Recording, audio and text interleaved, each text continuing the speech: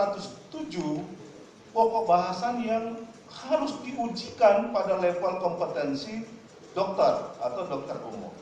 Yang 45 ini adalah ranah dari dokter spesialis. Jadi saya tidak mengerti kalau ini dianggap bahwa sistem yang sudah berjalan, yang sudah existing melalui SKDI, ya, standar kompetensi dokter Indonesia yang disahkan oleh KKI, membuat mutu menjadi rendah. Karena selalu yang dijadikan jargon-jargon oleh teman-teman di masyarakat pendidikan bahwa mutu pendidikan dokter itu sangat rendah. Oleh karena itu kita perlu lagi melakukan uji kompetensi mahasiswa. Inilah yang tadi oleh Adinda Aswan ditolak sebagai sebuah penistaan. Lanjut. Nah, saya ingin menjelaskan sedikit level-level kompetensi, semoga kita mempunyai pemahaman yang sama.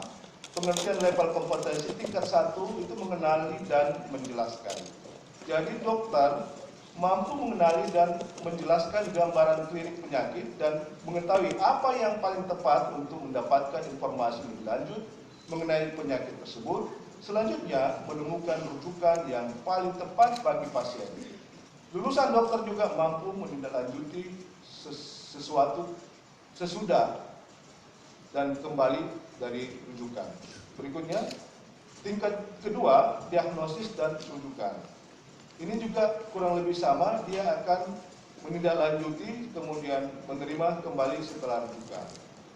Berikutnya, nah disinilah sesungguhnya level kompetensi yang tadi yang saya sampaikan, yang harus diujikan kepada adik-adik kita yang telah lulus dokter dalam sebuah uji kompetensi dokter, bukan uji kompetensi mahasiswa.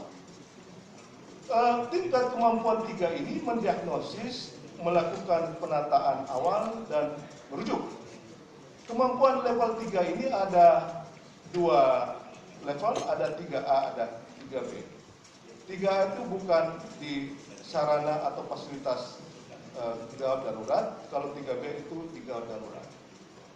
Kemudian tingkat 4 ini, tingkat kemampuan 4 ini adalah tingkat kemampuan yang paling maksimal didapatkan dalam masa pendidikannya, yaitu dia mampu melakukan mendiagnosis, melakukan penata laksanaan secara mandiri dengan tuntas. Oleh karena itu, setelah selesai pendidikan, ada level kompetensi 4B yang merupakan pemahiran atau kemahiran yang disebut profesiensi yang dicapai setelah selesai intensif dan atau pendidikan kedokteran berkelanjutan. Next, ini skema yang ingin saya sampaikan tadi, Dr. Sofyan. Ini kalau skema ini diterapkan berdasarkan Undang-Undang Diktor, kitalah negara yang terlama mendidik dokter di tingkat pelayanan primer. Jadi untuk status mahasiswa kedokteran itu dia harus menempuh 4 tahun di preklinik, 2 tahun di klinik sebagai program profesi, kemudian 1 tahun intensif, kemudian ditambah lagi menurut perintah Undang-Undang Diktor itu DLP 2 tahun. Jadi totally 9 tahun. Tidak ada negara di dunia ini mendidik dokternya 9 tahun. Ini pemborosan dan menurut kami ini sesuatu hal yang dipaksakan. Oleh karena itu undang-undang ini tidak mampu laksana. Tidak mampu laksananya karena kenapa? Kalau hari ini tercatat 106.000 dokter, dia hanya boleh ikut pendidikan DLP di fakultas kedokteran yang terakreditasi A, itu hanya sekitar 16 fakultas kedokteran saja. Karena yang terakhir USU itu downgrade menjadi B, maka itu dibutuhkan kurang lebih 126 tahun untuk menyelesaikan semua dokter yang ada sekarang ini. Artinya dengan asumsi tidak ada pertambahan dokter. Saya kira itu ilustrasi yang saya mau sampaikan, begitu hebatnya dampak yang diakibatkan oleh pemaksaan Undang-Undang Diktor ini sebagai sebuah aturan yang terlampau didewakan. Seharusnya kan undang-undang ini mampu mengadaptasi dinamika sosial masyarakat kita, di mana kita sangat membutuhkan dokter, khususnya di kampung saya di daerah timur. Terima kasih atas perhatian pimpinan dan anggota Dewan yang terhormat. Wabillahi taufiq wal hidayah. Assalamualaikum warahmatullahi wabarakatuh. Baik, terima kasih Bapak Ketua Perhimpunan Dokter Umum Indonesia dan Bapak-bapak, Ibu dokter yang sudah menyampaikan keluhan dan masalahnya serta aspirasi yang kami sudah mendengar dan catatnya semua. Di meja pimpinan ada beberapa anggota yang sudah mendaftar untuk menanggapi ataupun menjelaskan ataupun bertanya. Pertama kita undang Pak Sopiantan untuk Pak Dr. Sopiantan. Silakan Pak.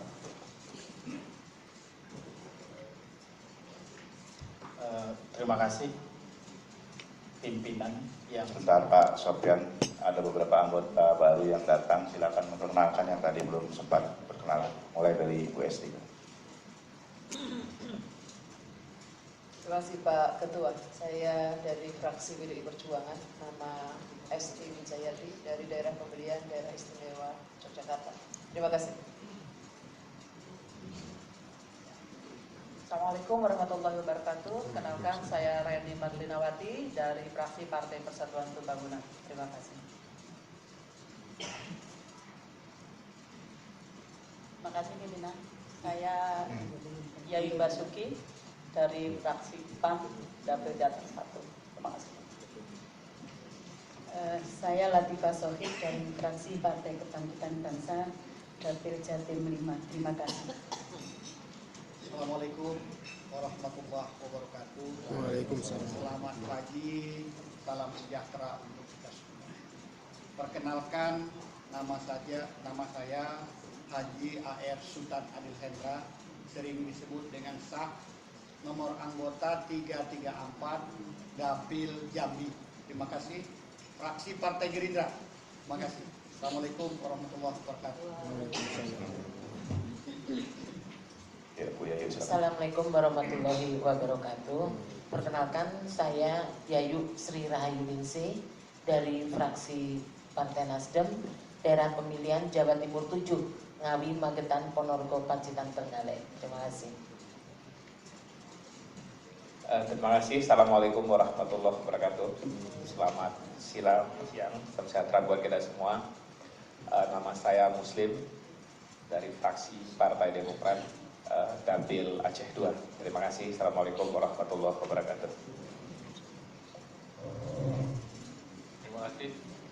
Assalamualaikum warahmatullahi wabarakatuh. Saya Erlangga Hartarto, Dapil Jawa Barat 5, Kabupaten Bogor, fraksi Partai Golkar. Terima kasih. Wassalamualaikum warahmatullahi wabarakatuh. Assalamualaikum warahmatullahi wabarakatuh.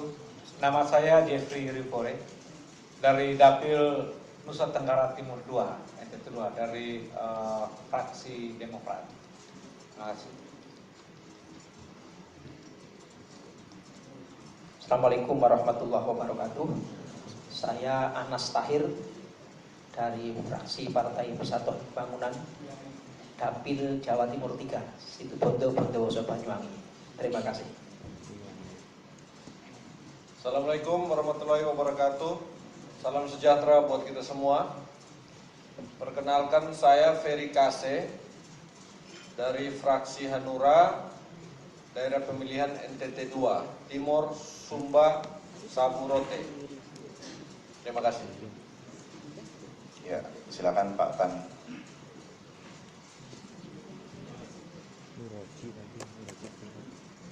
Pimpinan yang saya hormati,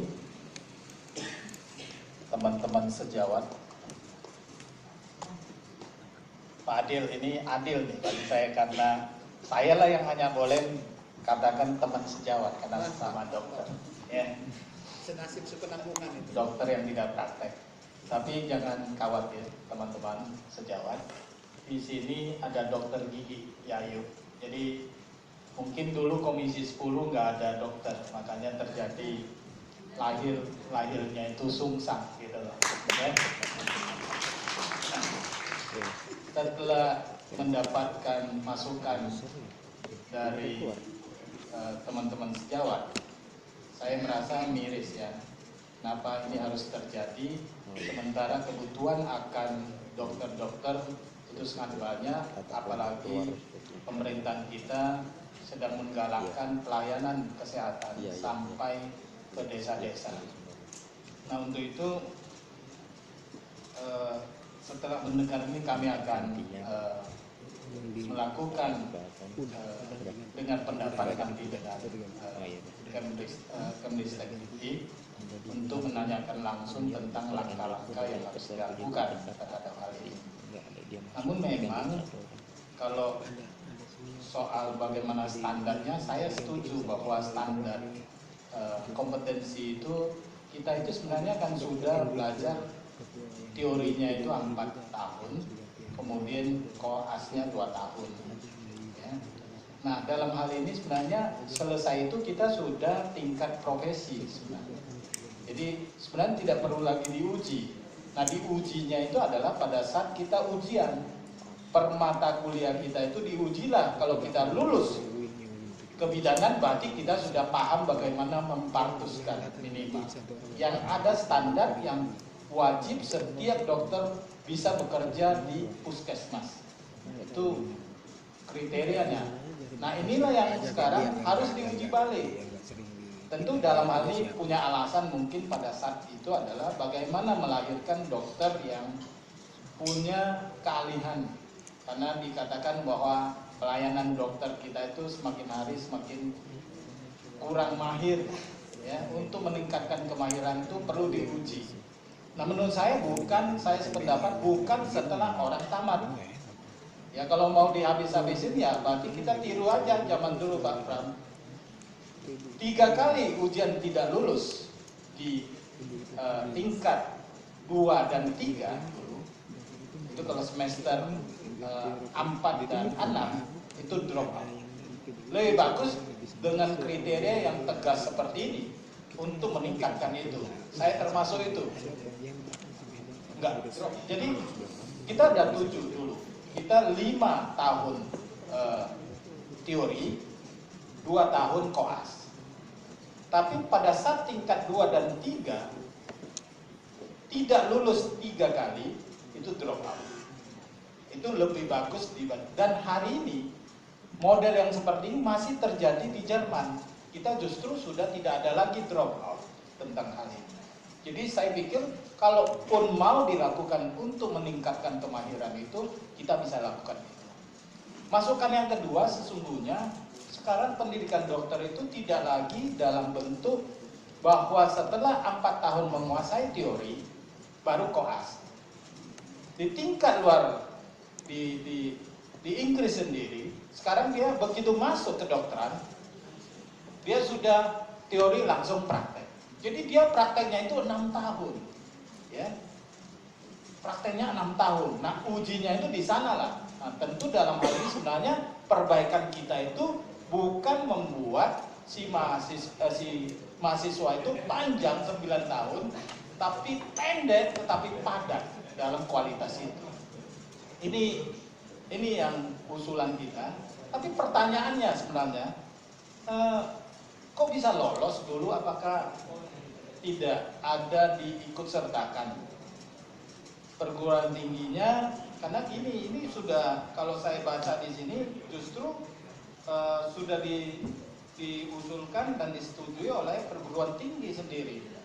Nah, kemana waktu itu teman-teman perkumpulan ini gitu loh? Kenapa tidak dilibatkan? Misalnya uji kompetensi dokter oleh Fakultas Kedokteran dan sertifikat profesi diterbitkan perguruan tinggi. Nah, waktu itu kan terlibat itu semua diundang. Kenapa waktu itu tidak ada sanggahan pada waktu itu? Sekian dan terima kasih. Berikut Pak Dadang.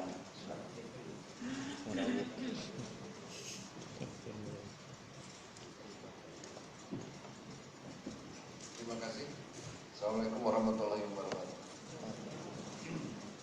Pimpinan dan dari himpunan pergerakan dokter ini,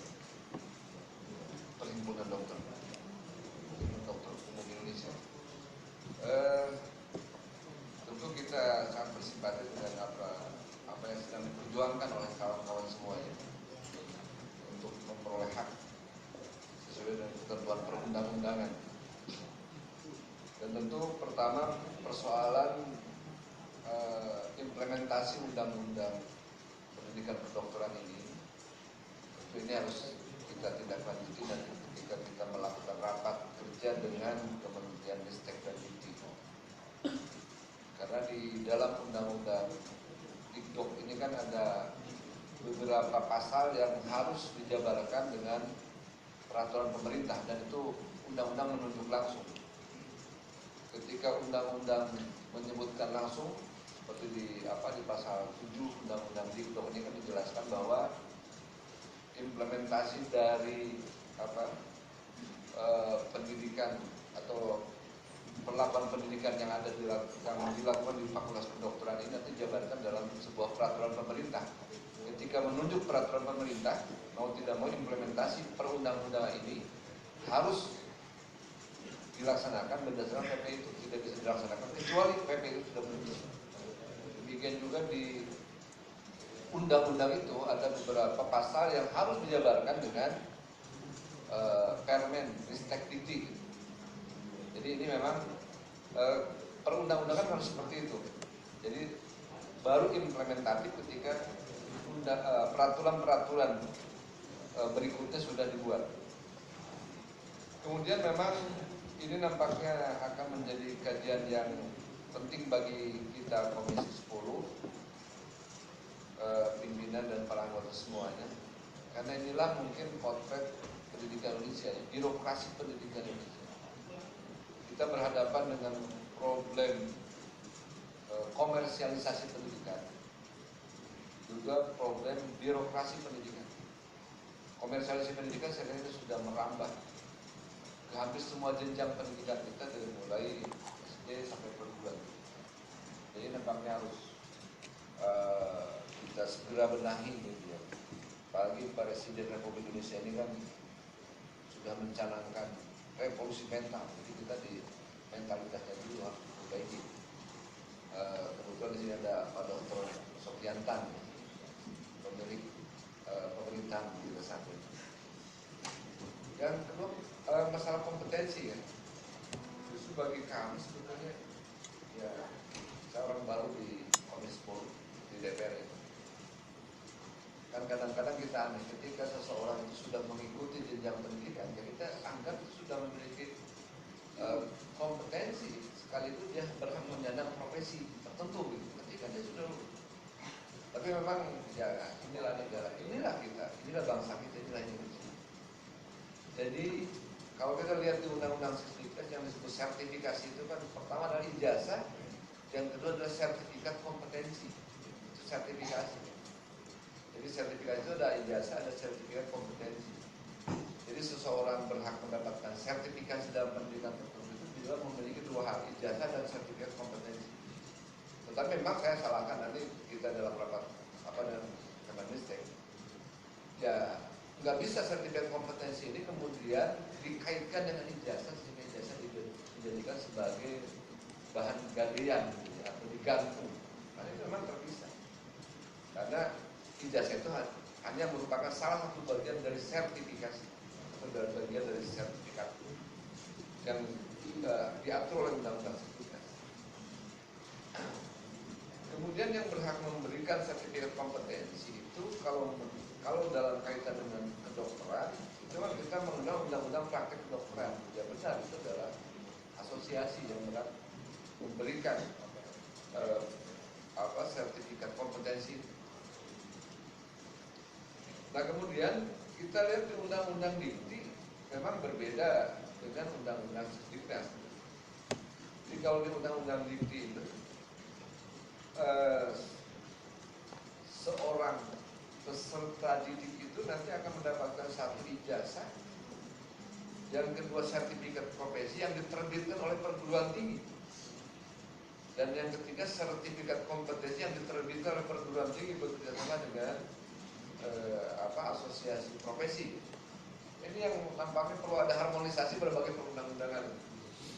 Undang-Undang 20 2003 bahwa sertifikasi itu hanya dua, ijazah dan sertifikat kompetensi.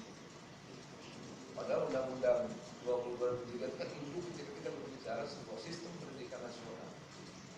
Tetapi di Undang-Undang itu kita mengenal 3 ijazah, sertifikat profesi, dan sertifikat kompetensi. Jadi saya kira agenda besar kita ke depan ini adalah bagaimana kita meminimalisir dampak atau perilaku komersialisasi pendidikan. Yang kedua, bagaimana kita menjauhi atau meminimalisir hambatan-hambatan dari birokrasi pendidikan. Itu apa yang Bapak dan Bapak sampaikan dari Perhimpunan Dokter Umum Indonesia ini menjadi sebuah bahan yang berharga bagi kami nanti dalam melakukan rapat kerja dengan Kementerian. Demikian, terima kasih. Selanjutnya Pak Mujibro. Terima kasih. Assalamualaikum warahmatullahi wabarakatuh. Ketua yang saya hormati, Bapak-bapak dan Ibu-ibu anggota Dewan dan Perhimpunan Dokter Umum Indonesia dan adik-adik para dokter muda yang menghimpun diri dalam pergerakan apa tadi? Dokter Muda Indonesia. Ujung dari Pak Dadang tadi, memang pada saat saya di Komisi 2 itu Menteri Sesnek mengatakan bahwa satu hal yang menggelisahkan kami katanya adalah harmonisasi perundang-undangan. Apakah itu undang-undang yang bersifat perundang-undangan yang bersifat vertikal dengan daerah, itu apalagi tanpa karuan. Yang kedua adalah yang bersifat horizontal antar undang-undang di tingkat nasional. Nah, oleh karena itu salah satunya saya kira apa yang telah disebutkan tadi oleh Bapak-bapak sekalian, para dokter, dan juga dikomentari oleh Pak Dadang tadi. Saya kira ini satu yang penting buat kami. Ada sesuatu yang kita temukan dan efeknya luar biasa. Nah, soal efeknya, saya kira memang kalau adik-adik tadi mengakui nggak enak sama orang tuanya karena terus-terusan harus minta anggaran lagi. Kalau saya ini adalah orang tuanya yang mendapatkan permintaan dari anak-anaknya itu. Kebetulan karena anak saya di fakultas yang sama dengan adik-adik sekalian, sehingga saya mendapatkan efeknya ya minta terus tadi karena nggak rampung-rampung. Ya, saya kira semua fakultas itu ketika sarjana hukum misalnya ya keluar sarjana hukum. Kalau dokter ya keluar sebagai dokter itu sudah mempunyai kompetensi.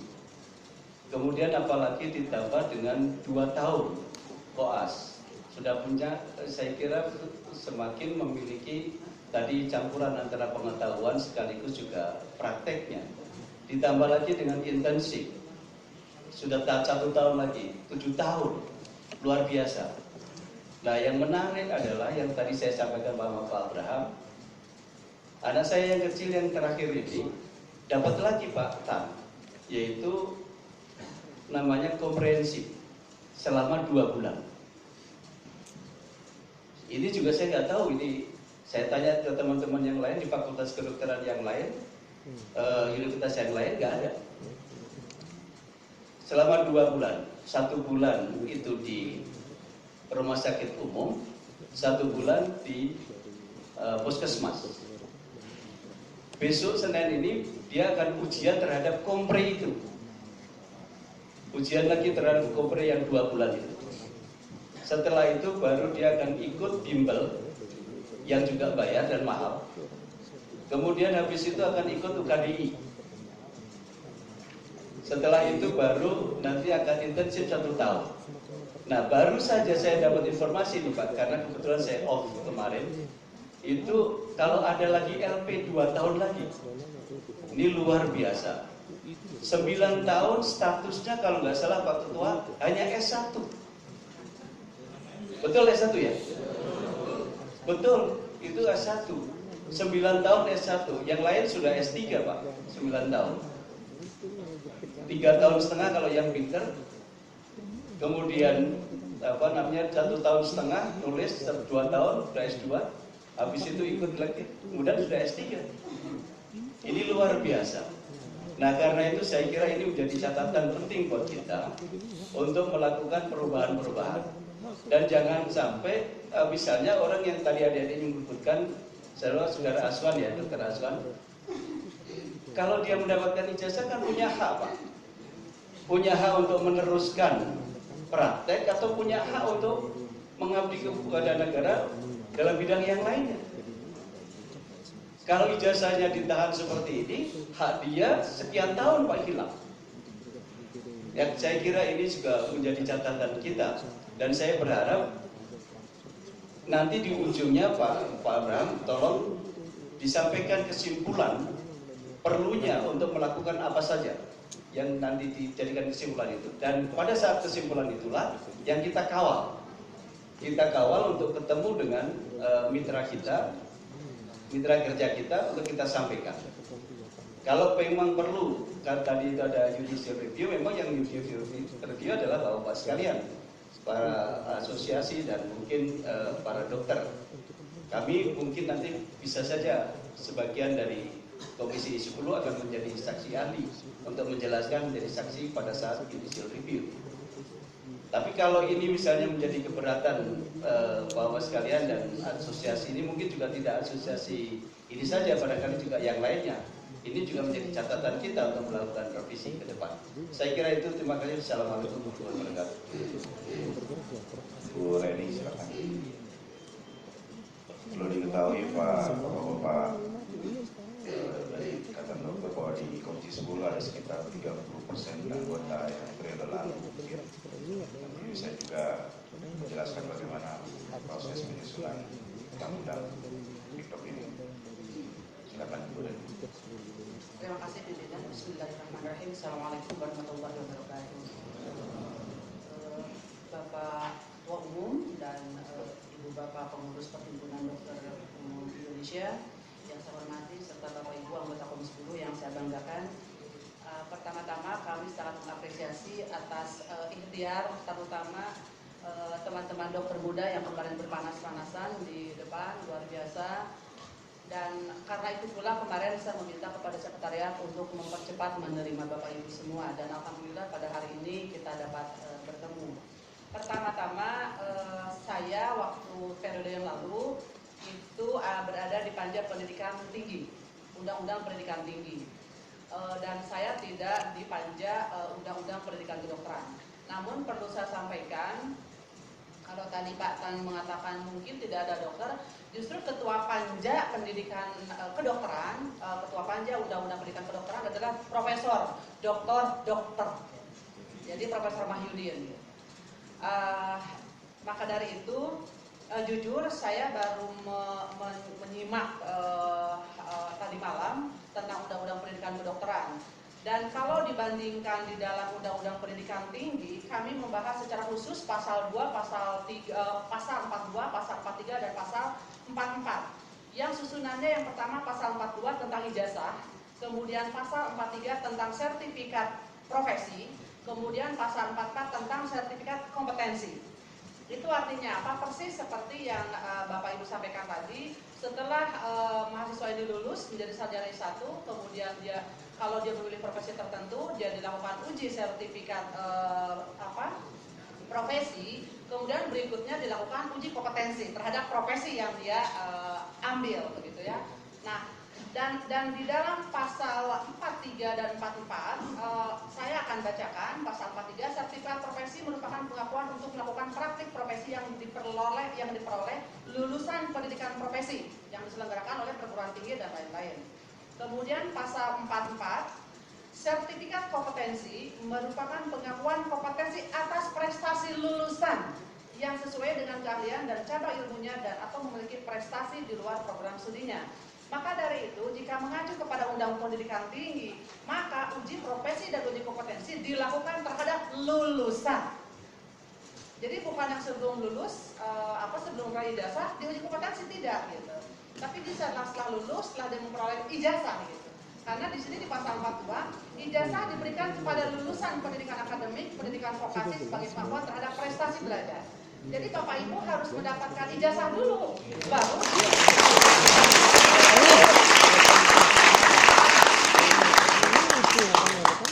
Jadi ini ada dalam Undang-Undang Pendidikan Tinggi nomor nomor 12 tahun 2012 dan ini duluan lahir tahun 2012. Dan saya lihat di pasal di Undang-Undang Pendidikan Kedokteran di pasal 36 ternyata ini memang berbeda. Jadi di pasal 36 ternyata diberikan untuk menyelesaikan program profesi dokter atau dokter gigi mahasiswa harus lulus uji kompetensi yang bersifat nasional sebelum mengangkat sumpah. Kemudian mahasiswa yang lulus uji kompetensi, jadi ini uji kompetensi diberikan kepada mahasiswa. Maka dari itu secara substansi itu yang pertama. Jadi secara substansi dalam konten undang-undang memang ini terjadi kontradiksi antara Undang-Undang Pendidikan Tinggi dan Undang-Undang Pendidikan Kedokteran. Kemudian yang kedua, saya ingin menyampaikan gambaran realisasi dari Undang-Undang Pendidikan Tinggi itu di keguruan, bukan di keguruan, maksud saya di pendidikan guru. Jadi di pendidikan guru itu teman-teman adik-adik yang sudah lulus S1, kemudian dia mau jadi guru, dia dilatih dulu.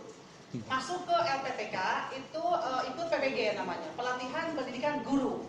Nah, setelah 1 tahun dia belum bisa jadi guru juga gitu. Maksudnya belum kalau dia misalkan untuk mengajar, sebelum dapat sertifikat profesi itu.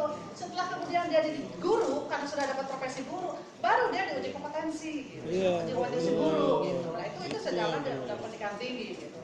Nah, jadi saya kira masukan hari ini tentu kami akan bawa nanti kepada Kementerian Pendidikan Tinggi dan saran saya mungkin secara langsung saja, karena tidak baik kalau saya sebagai anggota yang notabene membuat undang-undang, saya harus melakukan judicial review gitu ya. Maka dari itu saya sarankan bapak-bapak ibu-ibu yang di perhimpunan itu untuk mengajukan secara resmi judicial review Undang-Undang Pendidikan Kedokteran ini. Mohon maaf bagi teman-teman mungkin yang dulu pernah ada di panja pendidikan kedokteran. Saya tidak hanya berangkat dari konten saja. Tadi malam saya karena Dr. Bram waktu itu kalau tidak diterima saya akan kirim surat ketiga kalinya gitu ya. Jadi saya bilang saya harus datang dan saya harus mempelajari betul ini tentang undang-undang kedokteran gitu. Ternyata secara konten memang terjadi inkonsistensi antara undang-undang pendidikan kedokteran dan pendidikan tinggi. Jadi silahkan mengajukan judicial review secara resmi. Kami mungkin nanti jadi saksi ahli gitu ya, dan kami nanti akan saya sampaikan apa adanya. Dan sekali lagi kepada Bapak Ibu tetap semangat, kami bersama Ibu Bapak untuk memperjuangkan. Pimpinan, saya ingin klarifikasi biar tidak menimbulkan pertanyaan lagi bahwa sesungguhnya tadi dalam awal pemaparan kami bahwa kami dalam standing posisi judicial review. Kami sudah melakukan judicial review sejak tahun lalu. Nanti kami sampaikan petitum dan ringkasan judicial review itu. Persoalannya dari 6 kali sidang di Mahkamah Konstitusi, 3 kali DPR RI diundang, 3 kali juga DPR RI tidak datang. Iya, DPR RI. Saya nggak ngerti, itu kan ranahnya Mahkamah Konstitusi, karena kan di dalam sebuah persidangan Mahkamah Konstitusi ada pihak pemerintah, ada pihak DPR. Dan pihak pemerintah itu diwakili oleh Kemenkumham, Kementerian Kesehatan, kemudian masih waktu itu belum bisa, masih Dignas, dan DPR nggak pernah hadir selama 3 kali. Jadi pimpinan klarifikasi saja. Ini yang sering terjadi itu DPR itu kan institusi. Mahkamah Konstitusi biasanya memberikan undangan itu ke pimpinan DPR. Pimpinan biasanya ditangani oleh Sekjen, Biro Humas, dan Komisi 3. Komisi 3 kalau tidak dihalo-halo oleh komisi terkait, biasanya karena yang dikasuskan kan banyak, tidak memberi perhatian. Sehingga sering dalam kasus ini DPR tidak terwakili. Demikian. Satu lagi mungkin saya hanya menginformasikan nanti ini supaya dikawal oleh Bapak Ibu nanti ke Mahkamah Konstitusi. Mungkin sebaiknya yang diundang bukan hanya Komisi 9 tapi juga Komisi 10 karena konten pendidikannya kan ada di Komisi 10. Jadi kalau nanti yang hadir di Komisi 9 pun tidak akan, karena ini tidak dipansuskan kemarin. Kalau dipansus itu kan gabungan antar komisi-komisi. Kalau ini hanya memang betul-betul ada di Komisi 10. Jadi yang berkorelasi untuk menjadi saksi ahli adalah di Komisi 10. Saya kira. Terima kasih. Baik. Ya, kalau saya kebetulan anggota yang lama juga. Kami baru mendengar bahwa ada judicial review undang-undang dari Komisi 10 khususnya. Barangkali karena biasanya kita betul Pak Erlangga bahwa yang mewakili itu PMK itu Komisi 3. Jadi kita miskomunikasi dengan Komisi 3 belum ada. Bisa jadi karena waktunya jadwal itu jadwal masa bakti terakhir waktu 2014, jadi pada sibuk ke dapil kampanye, bisa jadi seperti itu Pak. Jadi luput dari tugas-tugas. Baik, masih ada beberapa. Ya, ini ada daftar pertanyaan, Pak Jeffrey mau daftar juga. Oke. Masih ada beberapa penanya. Yang berikutnya Bu Yayu. Silakan. Assalamualaikum warahmatullahi wabarakatuh. Intinya sudah hampir tuntas. Tapi saya juga sangat mendukung, posisi saya ini juga sama Pak Mujib ya. Jadi anak saya juga di kedokteran tiap hari itu mengeluh. Gimana? Selalu saya tanya, ini juga selalu tanya, kapan Mas lulusnya? Malah saya yang dimarahin, yang nggak mau lulus itu juga siapa mah katanya kayak gitu. Ini harus begini, harus begini, harus begini. Bilang saya sampai pusing. Soalnya kalau kita ketemu temen yang ditanya bukan berapa mobilnya, bukan berapa rumahnya, tapi putranya udah lulus atau belum, sampai akhirnya bawa efek. Nah, untuk itu saya pikir namanya undang-undang itu kan dibuat untuk menjadi teratur. Nah, karena ternyata tadi ada sudah mengajukan judicial review, insya Allah saya juga sangat mendukung untuk kita kawal. Tapi langkah awal itu mungkin kita bisa klarifikasi dulu dengan Kemendestek Diktinya untuk minta penjelasan apakah keluhan-keluhan ini sudah masuk ke sana atau belum.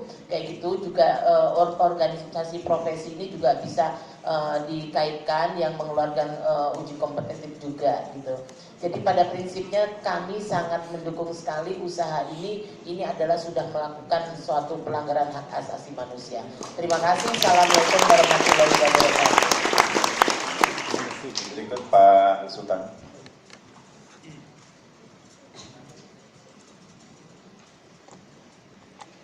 Terima kasih pimpinan, rekan-rekan Komisi 10 dan yang saya hormati dan banggakan tentu Perhimpunan Dokter Umum Indonesia di bawah pimpinan Pak Bram. Assalamualaikum warahmatullahi wabarakatuh. Selamat siang, salam sejahtera untuk kita semua. Pada kesempatan ini tentu apresiasi penghargaan yang setinggi-tingginya kami sampaikan kepada Perhimpunan Dokter Umum Indonesia yang telah bersabar. Saya mendengar tadi keluhan itu, saya merasa turut bersama walaupun disampaikan oleh Pak Dr. Tan Koleha sejabat, tetapi kita ini semua adalah membutuhkan dokter gitu. Karena tidak ada yang tidak membutuhkan untuk kepentingan kesehatan.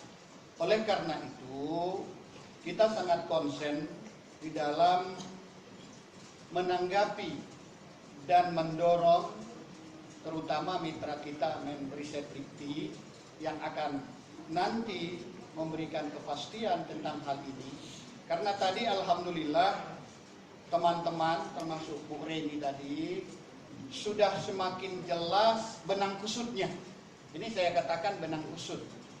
Yang mana undang-undang ini lahir tidak dikaji, didalami secara utuh. Oleh sebab itu, sehingga timbul dualisme pengertian terutama dengan kompetensi itu sendiri.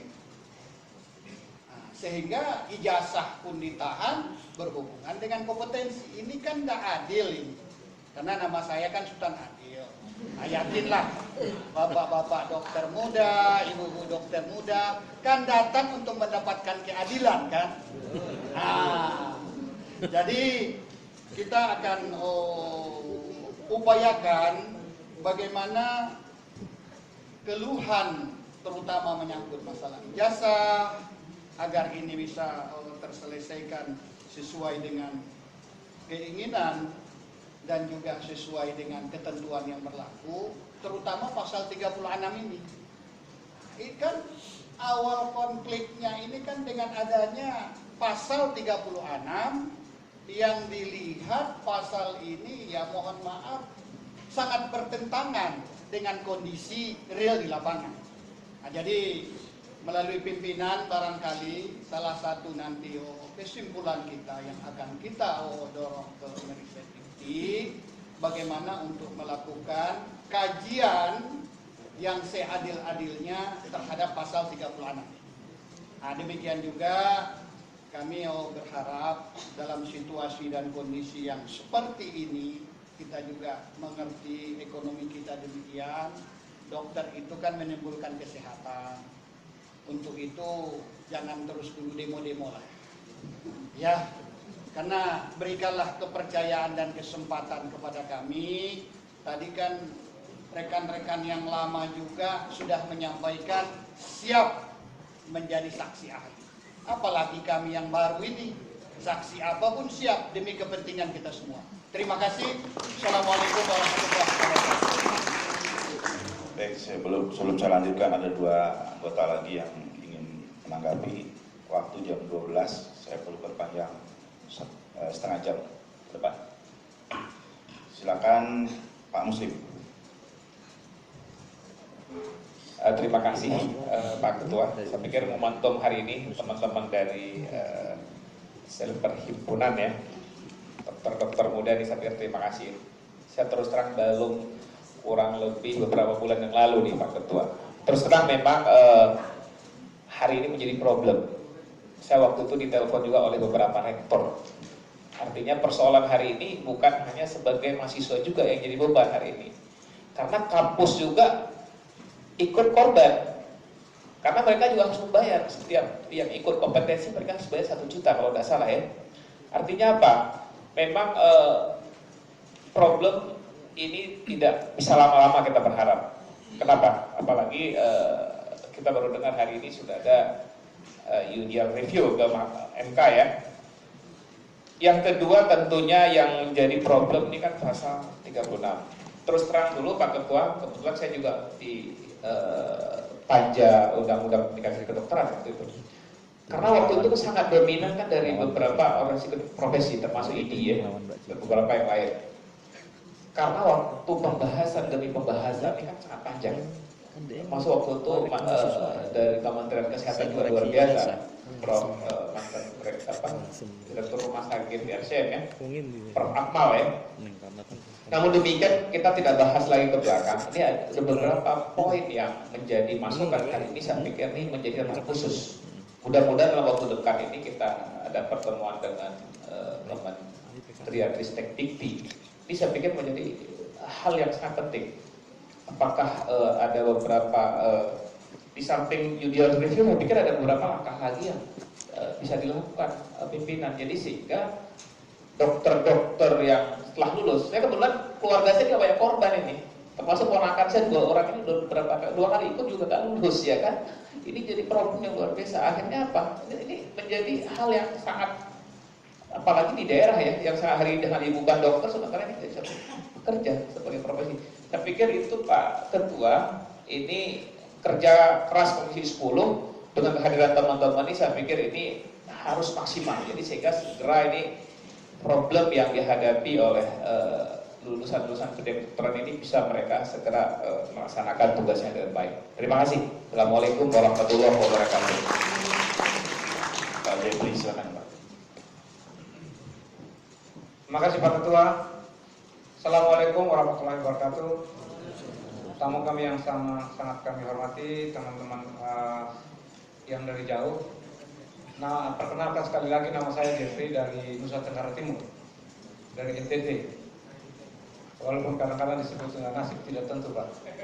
Ya mudah-mudahan dengan Pak Dokter kesini kan NTT bisa nasibnya tambah terang karena banyak orang-orang sakit di sana Pak.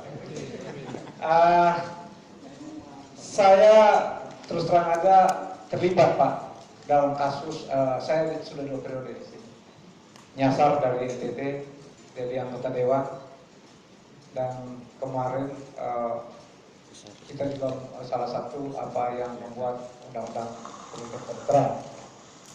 Saya tidak membahas lagi apa yang disampaikan Ibu, apalagi teman-teman dari kedokteran sudah judicial review, udah bagus, mudah-mudahan itu ada perubahan sehingga kita bisa membuat sesuatu yang baru.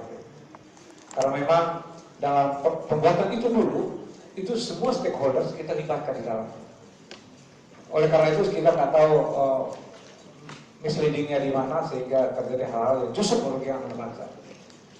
Catatan penting saya Pak Ketua, sebelum kita ngomong yang lain, catatan penting mohon Pak Ketua juga follow up mengenai yang tadi yang disampaikan oleh teman-teman itu. Kalau kita tidak sampaikan, kita tidak ketok ke DPR sana, ketua-ketua itu, kasus yang ini kita tidak akan hadir Pak. DPR tidak akan hadir. Oleh karena itu Pak, tolong follow up nanti bahwa ternyata ada judicial review yang akan kita jelaskan juga. Di sana mungkin dia lemparkan ke Komisi 3, kemudian selesai itu. Komisi 3 nggak mau tahu udah. Kalau kita, Bapak follow up nanti Pak, ternyata ada informasi begini disampaikan supaya kita juga mungkin bisa membantu sehingga kita luruskan apa yang menjadi harapan teman-teman. Yang kedua, mengenai jasa. Saya bertanya, kenapa sih pemerintah aneh sekali? Justru orang-orang saudara-saudara kita ini membangun bangsa ini, menolong, yang tujuannya menolong saudara-saudara kita yang dalam tanda petik sakit, kok dihambat? Yang hambatnya itu justru bukan saja akibatnya banyak orang tidak tertolong karena baru kasus, tapi untuk diri sendiri juga orang tua juga jadi hambat. Jadi persoalan buat orang tua seperti yang disampaikan. Oleh karena itu Pak, kami akan tanyakan ini langsung nanti, secara resmi dalam akhir nanti. Dasar apa Anda membuat seperti itu atau pertimbangan-pertimbangan apa? Supaya kita jelas juga. Kalau di undang-undang tulis lain, Anda jangan bikin karang lain, buat yang lain yang mau menyulitkan.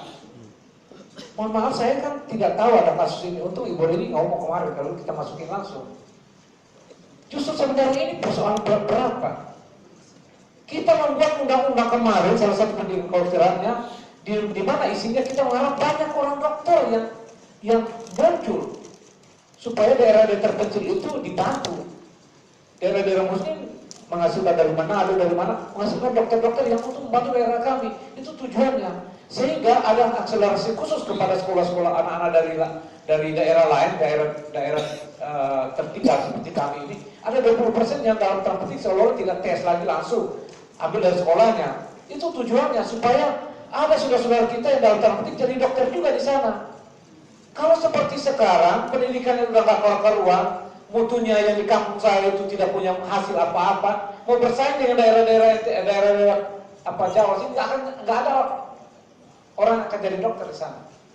Karena semua di sana susah Pak. Nggak ada kan orang NTT yang jadi dokter kalau pendidikan kita masih seperti ini. Oleh karena itulah kira-kira ya, harapan kami waktu itu kasihlah kesempatan kepada mereka 20% diberikan kepada anak-anak itu yang daerah misalnya Papua NTT itu. Nah, kita sudah berikan kesempatan, sekarang dipersulit lagi. Ini tujuannya apa? Persulitnya dalam artian tadi jasanya juga dan juga Pak kepada teman-teman profesi ID dan KKI ya, itu tolong juga dibantu Pak adik-adik kita yang baru itu. Jangan juga mereka dipersulit, itu juga satu hal dalam diskusi kita waktu dulu Pak, pembuatan undang-undang ini sulit ditembus oleh orang dokter terbaru saat itu. Oleh karena itu memang catatan saya penting hari ini adalah masukan dari Bapak Ibu atau adik-adik tadi, catatan penting kami akan kita tanyakan langsung kepada Dirjen kenapa membuat itu. Mudah-mudahan ada jawaban yang konkret yang bisa membantu adik-adik semua, membantu kita semua sehingga itu langsung dicabut atau dibuat cara terbaik sehingga tidak merugikan adik-adik kita, merugikan semua. Ya. Sekali lagi Pak, ini penting. Daerah saya ulangi, daerah saya NTT sangat membutuhkan dokter. Kalau model cara kayak gini, ngapain kita bikin undang-undang? Gak usah aja orang dikasih yang macam-macam, tahan aja dari jasanya. Kalau ada tujuan lain, jelas kita harus cari tahu. Jelas kita minta penjelasan Pak Menteri. Karena bapak-bapak datang ke sini menyampaikan keluhan yang dalam tanda petik kita belum begitu tahu jelas. Sekarang sudah jelas. Ternyata banyak persoalan gara-gara surat-surat yang atau undang-undang yang mungkin disharmonisasi itu. Ya, saya kira sekali lagi Pak Ketua terima kasih. Catat saya, Pak Ketua tolong follow up juga supaya hasil judicial review ini bisa juga segera disampaikan atau ada kesimpulan atau keputusan. Karena kalau nggak ada pihak-pihak kita terlibat dalamnya juga keputusan akan lambat sekali. Saya kira cukup sekian Pak Ketua. Terima kasih. Wassalamualaikum warahmatullahi wabarakatuh. Berikut Bu Yanti, silakan. Sambil perkenalkan diri tadi Bu. Assalamualaikum warahmatullahi wabarakatuh. Salam sejahtera bagi kita semua. Bapak Ketua Komisi 10 dan seluruh anggota Komisi 10 dari Bapak Pamungkas dari Ikatan Kedokteran ya Pak. Perkenalkan nama saya Wilianti Sukandani, saya dari fraksi PDI Perjuangan. Dapilnya Jakarta Timur yang banyak sekali memerlukan dokter Pak. Nah, saya di sini satu hal yang bicara dari atas nama dokternya sendiri juga atas nama rumah sakitnya ya Pak ya. Kekurangan dokter ini sudah sangat luar biasa.